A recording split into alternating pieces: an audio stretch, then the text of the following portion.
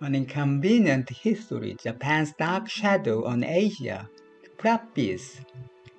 History is accompanied by both light and shadow.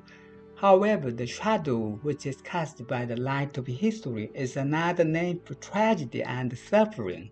Thus, an authentic development of history can be expected when people confront the shadow while still feeling uncomfortable about it. The World War I and World War II that Germany initiated were tragedies that brought many deaths and destruction in Europe.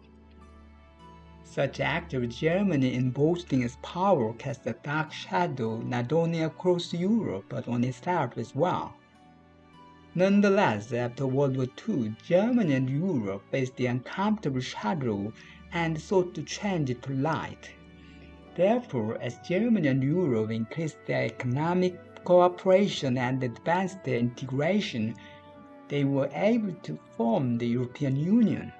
In the case of Japan, it was the first non-Western country to achieve a high level of modernization during the late 19th century and early 20th century. Based on this, Japan increased its national power by invading, colonizing, and occupying Asian countries.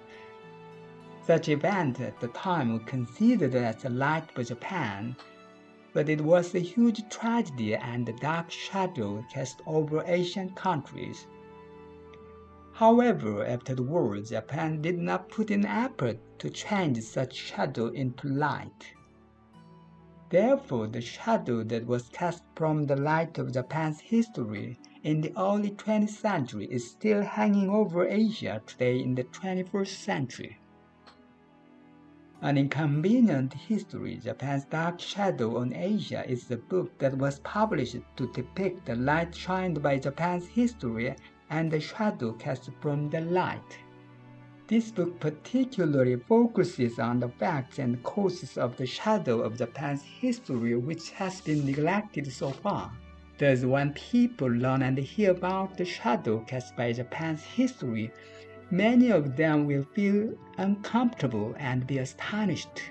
Since Western people have known mostly about the light of Japan's history, they may feel very uncomfortable when they learn about the true character of the shadow cast by it.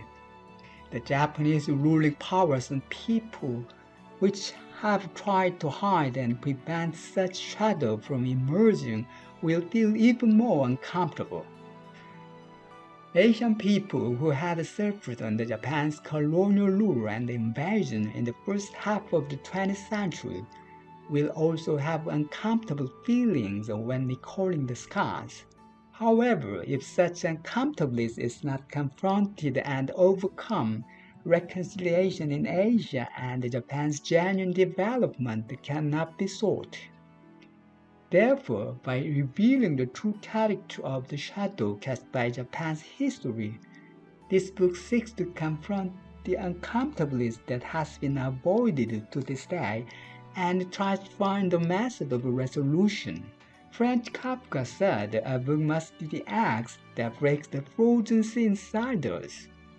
The author wishes this book to become Kafka's axe that breaks the uncomfortableness of the shadow of Japan's history and allows future-oriented reconciliation and development. So, in a sense, it can be said that to study history is to prepare for a better future. Modern Japan's colonization and invasion brought about a major disaster to Asian countries and their people.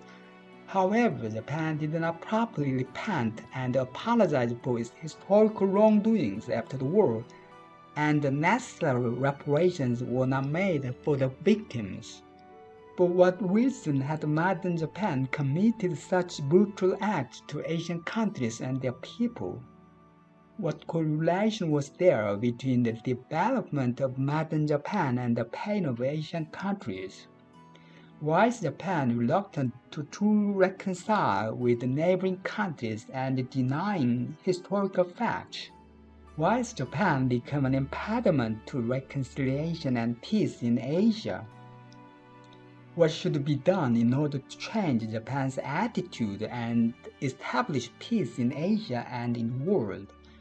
The author has prepared for many years in order to respond to such questions through this book.